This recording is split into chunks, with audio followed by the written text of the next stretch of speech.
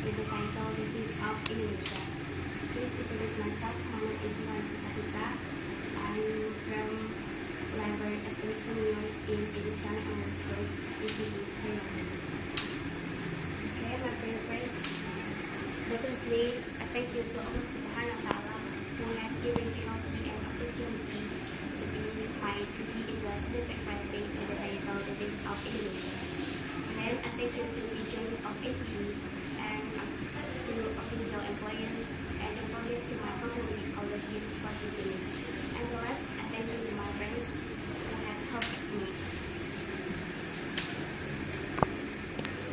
Okay, the next is the right introduction. The grant of the problem. The first sentence is the fact that creating someone out of this in the first chapter as reward and life is only to 0.5%. There's only limited chance people revert to quantum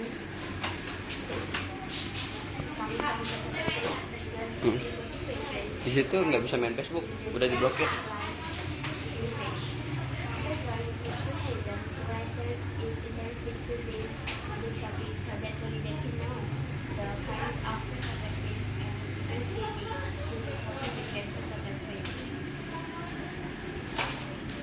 Of the writing paper.